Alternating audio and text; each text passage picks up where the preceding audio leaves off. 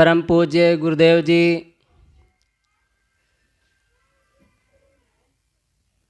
पूज्य श्री साहेब जी, अर्चनी बंदनी मुद मंगलमय संत समाज, धर्म प्रेमी सज्जनों, माताओं बहनों, प्यारे बच्चों, अभी हम पूज्य श्री धीरज साहेब जी के बहुत ही ज्ञान गंभीर विचारों से लाभ ले रहे थे।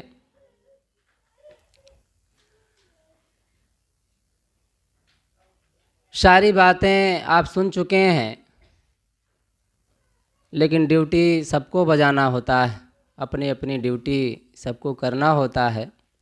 तो मेरे लिए भी आदेश मिला है, उसका पालन करते हुए आप लोगों के समक्ष कुछ विचार प्रस्तुत है। उसके पूर्व एक छोटा से भजन, ज़्यादा बड़ा नहीं है, छोटा से आप अंदर ही अंदर मनन करेंगे। ये संसार कैसा है उस पर दिग्दर्शन कराया गया है उस भजन में। आए हैं सो जाएंगे, राजा रंक फकीर। आए हैं सो जाएंगे, राजा रंक फकीर। एक सिंहासन चढ़ चले, एक बंधे जात जंजीर, एक बंधे जात जंजीर।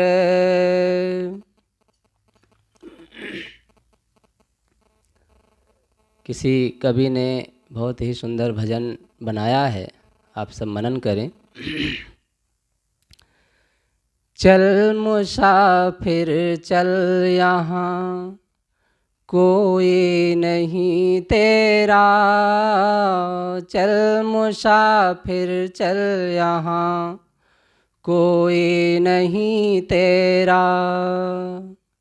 चल हुआ पूरा तेरी तकदीर का फेरा। चल हुआ पूरा तेरी तकदीर का फेरा। चल मुसाफिर चल, यहाँ कोई नहीं तेरा। चल मुसाफिर चल, यहाँ कोई नहीं तेरा। जग में लट्टू की तरह तू खूब रे घूमा। जग में लट्टू की तरह तू खूब रे घूमा। दोगली दुनिया में दर दर खूब तू झूमा। दोगली दुनिया में दर दर खूब तू झूमा। अब न करना झूठी नगरी में कभी फेरा। चल मुसाफिर चल, यहाँ कोई नहीं तेरा। चल मुसाफिर चल, यहाँ कोई नहीं तेरा। चल हुआ पूरा तेरी तकदीर का फेरा। चल मुसाफिर चल, यहाँ कोई नहीं तेरा। किस लिए ऐ बावरे हो, किस लिए ऐ बावरे बीती पे रोता है। किस लिए ऐ बावरे बीती पे रोता है। पत्थरों के देश में ऐसा ही होता है। पत्थरों के देश में ऐसा ही होता है। चल तुझे दुर्भाग्य की आंधी ने है घेरा। चल तुझे दुर्भाग्य की आंधी ने है घेरा। चल मुसाफिर चल यहाँ कोई नहीं तेरा, चल मुसाफिर चल यहाँ कोई नहीं तेरा। चल हुआ पूरा तेरी तकदीर का फेरा, चल मुसाफिर चल यहाँ कोई नहीं तेरा, चल मुसाफिर चल यहाँ कोई नहीं तेरा।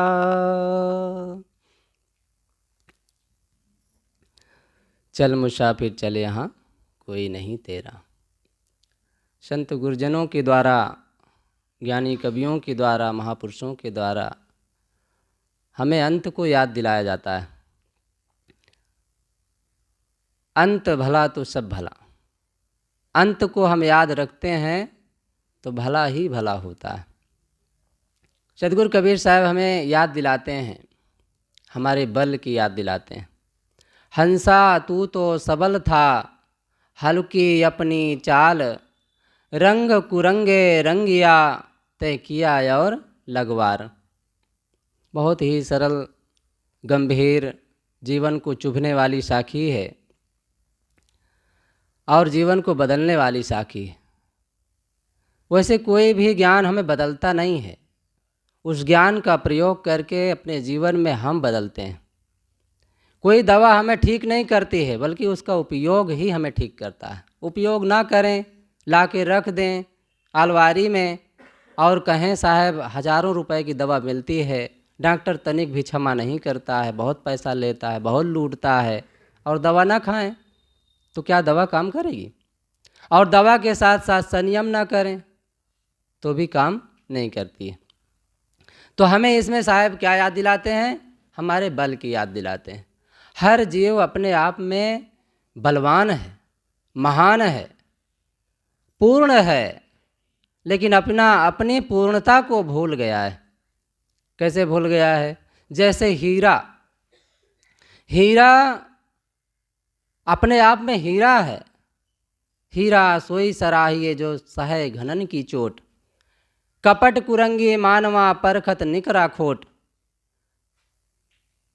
मनुष्य को चिताने के लिए साहब हीरा को उदाहरण देते हैं कि हीरा वही सराहनीय है जो घनों की चोट को सहता है। मैं कह रहा था हीरा अपने आप में हीरा है, लेकिन उसे नाली का कचड़ा उसके परत बन गया है, उसके ऊपर धूल चढ़ गया है और इस कारण से अपने हीरापने को भूल गया है, अपनी पहचान को भूल गया है। और पहचान भूल जाने के बाद वो अपने को कंकड़ मान लिया है, अपने को कमज़ोर मान लिया है, पत्थर मान लिया है, गली में लुढ़कने वाला पत्थर मान लिया है और बकरी गाय बैल भैंस की घंटी मान लिया है। कोई ना जानकार व्यक्ति हीरा को घंटी बना करके मानो गाय के गले में बांध दे, उस दृष्टि से कहा जा रहा है कि वो अपने को घंटी मान लिया है, इसलिए वो दर दर की ठोकरें खा रहा है। बस उसी को याद दिलाने के लिए साहब कहते हैं हंसा तू तो सबल था। अय हंस, तू अपने आप बलवान है, सबल है, महान है, हल्की अपनी चाल। केवल तुम्हारे चाल हल्के हो गए हैं, जैसे उस हीरे की चाल हल्की हो गई।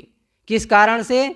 क्योंकि वो उसके ऊपर परत पड़ गई है धूल की, कचड़े की, इसलिए अपने को कमज़ोर मान लिया है, कंकड़ मान लिया है। ऐसे ही हम अपने को तुच्छ मान लिए हैं, कमज़ोर मान लिए हैं, कारण हमारी चाल हल्की हो गई, कमज़ोर हो गई। हम अपनी चाल को नहीं समझ पाते हैं, क्योंकि चाल और हाल, दिशा और दशा, जैसी दिशा वैसी दशा, जैसी चाल वैसा हाल। हाल सब सुधारना चाहते हैं, दशा सब सुधारना चाहते हैं, अपने दशा में कुछ ऐसा अनुभव करना चाहते हैं, लेकिन दिशा पर ध्यान नहीं देते हैं, चाल पर ध्यान नहीं देते हैं। इसलिए हम धोखा खाते हैं। लोग कहते हैं साहब ये संसार पूरा भ्रष्ट हो गया है, बहुत बुरा है, संसार में रहने लायक नहीं है। साहब कहते हैं ऐसा नहीं बोलना चाहिए। ऐसा बोलने वाला अपने आप की कमजोरी जाहिर करता है, अपने आप के बुराई को सामने रखता है, शिकायत करके, निंदा करके अपनी कमजोरी को जाहिर करता है। तो साहब कहते हैं कबीर हम सब ते बुरे, हमसे भल सब कोए, जिन ऐसा कर जानिया मीत हमारा सोए। कबीर साहब कितनी गंभीर बात एक सरल सी साखी में, सरल सी बात में हम सबको बता देना चाहते हैं। बंधुओं, कबीर हम सब ते बुरे, दुनिया में यदि कोई बुरा इंसान है तो मैं हूँ। हम दूसरे को बुरा मानते हैं, वैसे हमारी बुद्धि दूसरे के ऊपर ही टेस्टर बन करके खड़ी होती है। अपने को कभी टेस्ट नहीं करते हैं, अपने मन पर कभी विचार नहीं करते हैं दूसरे की तरफ। वैसे जब हम क्रोध करते हैं तो अक्सर हमारा कान बंद हो जाता है, हमारे क्रोध की आवाज़ हमें सुनाई नहीं देती और दूसरे को सुनाई देती है। जब हमारे अंदर प्रेम होता है तो प्रेम की आवाज़ केवल हम सुनते हैं, दूसरा नहीं सुन पाता है। आप प्रेम से बोलिए, अक्सर प्रेम जिसके अंदर होता है वो धीरे से बोलता है, उत्तेजना के शब्द नहीं बोलता है, कुछ ऐसे शब्द बोलता है कि दूसरा सुन ही नहीं पाता है, उसे फिर कहना पड़ता है भाई ज़रा ज़ोर से बताओ आप क्या कह रहे हैं, हम सुन नहीं पाए। लेकिन क्रोध में अक्सर तेज आवाज़ तेज होती है, और इतना तेज होती है कि वहाँ 2 4 10 लोग या अगल बगल के पड़ोसी भी सुन लेता है। लेकिन उस समय हम नहीं सुन पाते हैं, क्योंकि यदि हम सुनते तो शायद ऐसी आवाज़ न निकाल पाते। अपनी आवाज़ हम नहीं निकाल पाते, दूसरे की जब क्रोध की आवाज़ सुनते हैं तो हमारे मुख से क्या निकलता है, भाई शांत रहो, थोड़ा सा शांति से काम लो, धैर्य रखो, सब ठीक हो जाएगा, ऐसे कुछ आवाज़ निकलते हैं। लेकिन जब हमारे अंदर से क्रोध की आवाज़ निकलती है तो हम नहीं जान पाते हैं। बंधुओं, कोई ना जान पाए वह लक्षण हम में होना चाहिए, वो है प्रेम, वो है दान, वो है सेवा। उसे दूसरा नहीं जान पाता है, और अगर दूसरा जानता है तो इसका मतलब हम जनाते हैं, और जनाने वाला पुण्य का भागीदार नहीं बनता। सेवा करते हैं जनाने के लिए, दान करते हैं जनाने के लिए, कोई जाने तो काम नहीं आता है। कुछ काम करता होगा दूसरे की दृष्टि से सहयोग, भाई दूसरा भी देख करके उसके मन में भी जागृति आती है कि हम भी दान करें, हम भी सेवा करें। लेकिन उसका फल जो है अगर इस भाव में जुड़ा हो, तो अगर हम दूसरे को दिखाते हैं सेवा की भावना को और हमारे अंदर अहंकार चढ़ा होता है तो वो फिर हमारे पुण्य को ले डूबता है। साहब कहते हैं तुम बलवान हो हंसा, तू तो सबल था, हल्की अपनी चाल, हमारी चाल हल्की हो गई है। बंधुओं, सत्संग में हम कब आते हैं? 2 तरह के लोग अक्सर सत्संग में आते हैं। एक बहुत दुखी होता है वह आता है, और एक बहुत खुश होता है वह आता है।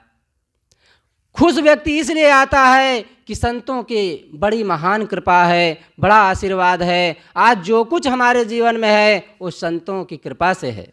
संतों को उपकार मनाने आता है और उसी बहाने उनको कुछ ज्ञान भी मिल जाता है।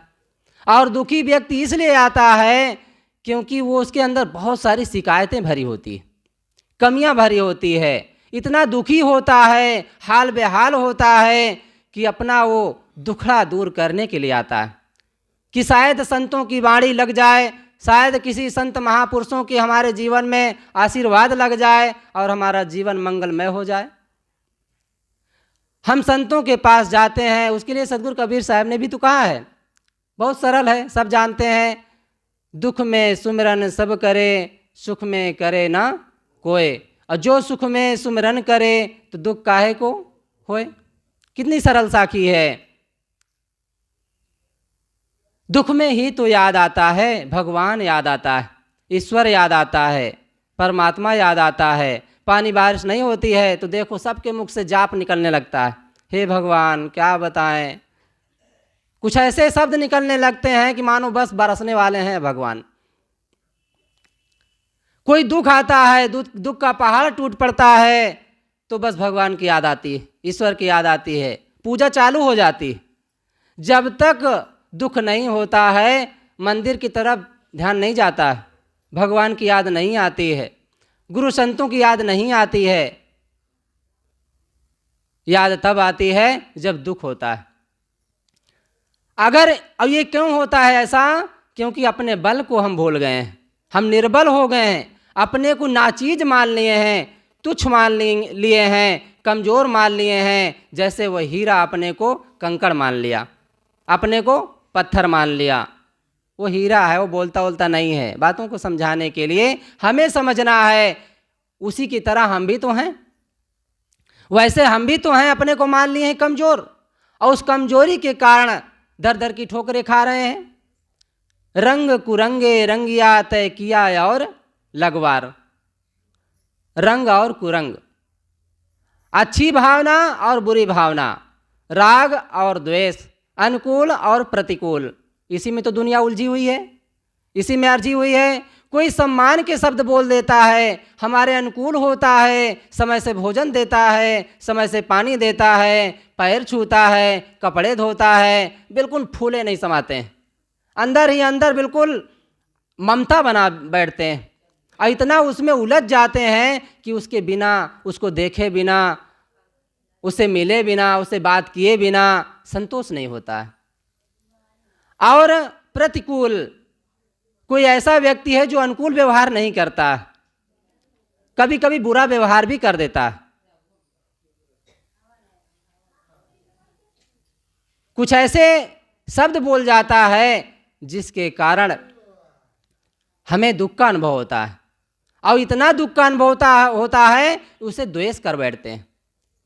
ये राग द्वेष की लड़ाई कब तक नहीं मिटेगी? साहब ने कहा है, तेई साहेब के लागे सा था, दुई दुख मेट के हो सना था। यदि हम उस साहेब की खोज करें जो राग द्वेष से दूर हो, बैर विरोध से दूर हो, और उसकी संगत हम करें, तो निश्चित है हमारे अंदर के जो राग द्वेष हैं, घृणा है, ईर्ष्या है, द्वेष है, वासनाएं हैं, विकार हैं, वो अपने आप दूर होगा। लेकिन कुछ ऐसी हमारी मान्यताएं हैं, आपन आपन चाहे भोग, कहो कैसे कुशल परिहं योग। साहब एक पद में बहुत सुंदर कहते हैं, हम अपना अपना भोग चाहते हैं। झगड़ा एक बढ़ो राजा राम, जो निर्वारे सो निर्वाण। संसार में ऐसा कुछ झगड़ा है, राम का, भगवान का, ईश्वर का झगड़ा है, जिसके कारण हम बहुत दुखी हैं, बहुत उलझे हुए हैं। साहब उसी को कहते हैं, जो उसका निर्वाण करता है, निर्णय करता है, उसी का निर्वाण होता है, उसी का कल्याण होता है। आपन आपन चाहे भोग, कहू कैसे कुशल परिहं योग। संतों घर में झगड़ा भारी, हमारे घर में इतना बड़ा झगड़ा चल रहा है, झगड़ा चल रहा है, अंदर द्वंद्व चलता है। आप देखे होंगे कई बार रोड में अकेला व्यक्ति जा रहा होता है, और उंगली ऐसा घुमाता है कि बिल्कुल गोली पा जाए तो अभी भून डाले। आप देखे होंगे कई लोगों को, हम तो कई बार देखे हैं कि बिल्कुल उंगली उसकी हिलती रहती है, मुख ऐसा बोलता है कुछ कि बिल्कुल पूरी दुश्मनी यही निभा रहा है। वो उसके सामने चाहे हिम्मत ना पड़े, पर पूरा रोड वो अपना दुश्मनी जाहिर करता रहता है। आपन आपन चाहे भोग। एक माँ के पास कई बच्चे हों, कोई बैगन बनवाना चाहे, कोई कुंडा बनवाना चाहे, कोई कुछ बनवाना चाहे, कोई मिठाई, कोई हलवा, कोई रसगुल्ला, तो माँ की क्या दशा होगी? बस वो हमारे जीवन में वही बात है। आपन आपन चाहे भोग, कहू कैसे कुशल परिहं योग। हमारे जीवन में कुशल हो, हमारा जीवन कुशल मंगल हो, खुशी मिले, प्रसन्नता मिले, ऐसा योग, ऐसी साधना हमारे काम आए, वो कब होगा? जब हम अपने अपने भोगों में परेशान रहेंगे। विवेक विचार न करें कोई, सब खलक तमाशा देखे लोए। विवेक विचार नहीं करते हैं। क्यों नहीं कर पाते हैं? क्योंकि संसार हमें तमाशा लगता है। संसार में हम तमाशा बन गए हैं। संभल कर बैठना, जलवा मोहब्बत देखने वाले, तमाशा खुद न बन जाना, तमाशा देखने वाले। हम यहाँ तमाशा बन गए हैं। इतना आनंद आता है, इतना मज़ा आता है कि विवेक विचार करने की बात ही खत्म हो जाती है। जहाँ मोह कर बैठते हैं, क्या उसके बारे में हम कुछ प्रतिकूल बात सुनना पसंद करेंगे?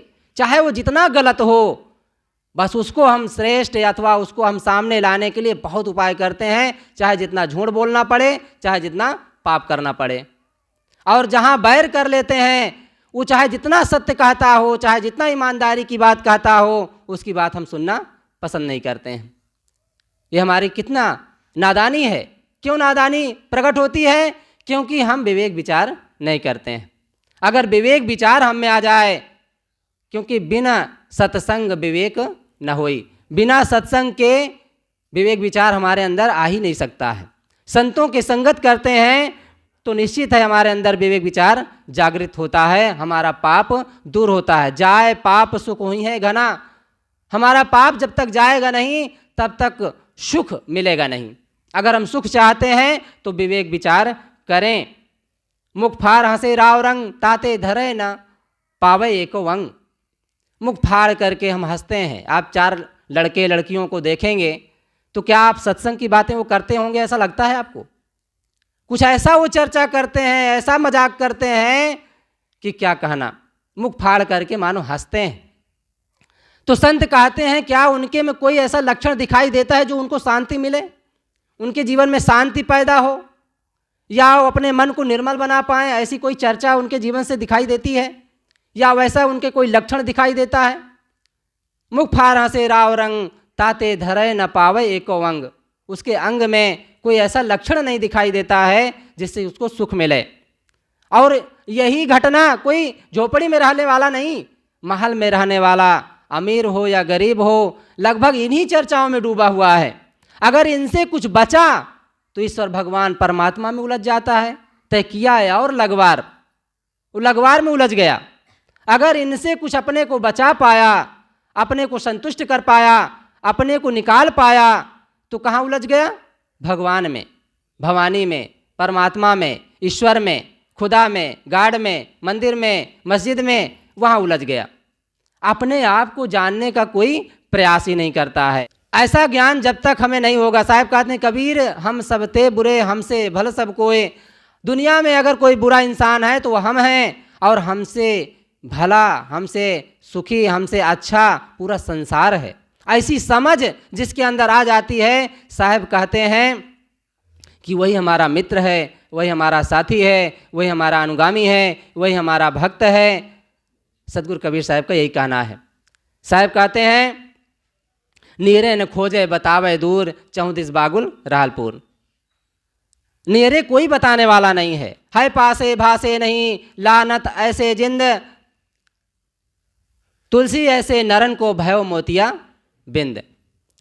गोस्वामी जी मानो डांट करके, फटकार करके, गुस्सा करके मानो कहते हैं कि ऐसे नरों को, ऐसे आदमी को, ऐसे इंसानों को मानो मोतिया बिंद हो गया, दिखाई नहीं देता है। पास में ही वो परमात्मा बैठा है, पानी में मीन पियासे, मैं सुन सुने आवत हांसी। अपने पास ही वो परमात्मा बैठा है, वो ईश्वर बैठा है, लेकिन हमारे समझ में नहीं आता है। हमें समझना है। साहब हमारे बल को याद दिलाते हैं, कर वही आबला अपनी छाण बिरानी आस, जाके आंगन नदिया बहे सोकस मरे पियास। हंसा तू तो सबल था, हालू की अपनी चाल, रंग कुरंगे रंगिया, तय किया और लगवार। हम राग द्वेष से बचें तो दुख हमारा कम होगा, और दुख कम होगा तो खुशी होंगे, और खुशी होंगे, सुखी होंगे, तो निश्चित है उस समय अगर हम सत्संग करेंगे, ज्ञान प्राप्त करेंगे, तो अपने बल को समझ पाएंगे, अपने वास्तविकता को समझ पाएंगे, अपने चैतन्य को जागृत कर पाएंगे, जिसके कारण, जिसको ना जानने के कारण, जिसकी भूल के वजह से हम दर दर की ठोकरें खा रहे हैं। हम इस बात को समझें तो राग द्वेष से बचें, और दूसरा है ईश्वर परमात्मा भगवान से बचें, क्योंकि ये हमारे लिए जाल है। 34 बागुल राहलपुर, चारों तरफ जाल फैला हुआ है, बंधन है। कुछ देर के लिए ठीक है, लेकिन हर समय 70-80, कोई कहते हैं 70-80 साल हो गए साहब पूजा करते हुए, लेकिन उनका घर बिकते देखा गया, उनका खेत बिकते देखा गया, और उनके घर में बच्चों को शराबी देखा गया, नशेड़ी देखा गया, पान खाने वालों को देखा गया। पूजा 80 साल से कर रहे हैं लेकिन कोई सुधार नहीं, कोई बदलाव नहीं। उनकी खुद की तम्बाकू नहीं छूट पाती है, तो अज्ञान में कितना डूबे हुए हैं। तो साहब हमें याद दिलाते हैं अपने बल को, क्योंकि आत्मज्ञान बिना नर भटके कोई मथुरा कोई काशी। जब तक हमें आत्मज्ञान नहीं होता है तभी तक हम परमात्मा, भगवान, ईश्वर और तमाम तरह के राग द्वेष में उलझे होते हैं। इन सारे उलझनों से बचने के लिए एक ही उपाय है, अपने बल को समझें, अपने परमात्मा तत्व को समझें, अपने आप को समझें। और ये आज हो सकता है, आज इस इंसान, इस मनुष्य के जीवन में हो सकता है। अगर खुदा न खास्ता ये जीवन बदल गया, पशु पक्षियों के जीवन में हमारा जीव चला गया, हमारी आत्मा चली गई, तो फिर हम कुछ नहीं कर पाएंगे और केवल धोखा खाएंगे और भटकते रहेंगे। तो मैं सदगुरु कबीर साहब की साखी के माध्यम से और एक किसी कवि के द्वारा गाया गया भजन के माध्यम से कुछ बातें कहा और भजन सुनाया। यहीं पर अपनी वाणी को मैं विराम देता हूँ। और परम पूज्य श्री राम साहब जी, जिनके विचारों को सुनने के लिए आप बहुत ही अंदर से उत्साहित हैं कि कब हमारे सामने अपने विचार रखें, तो उनके विचारों से, ज्ञान गंभीर वाणी से, वचन से, अमृतमय बातों से अपना कल्याण करें। बोलिए सदगुरु कबीर साहेब की, जरा जोर से बोलिए सदगुरु कबीर साहेब की, संत समाज की, भक्त समाज की, साहेब बंदगी साहेब।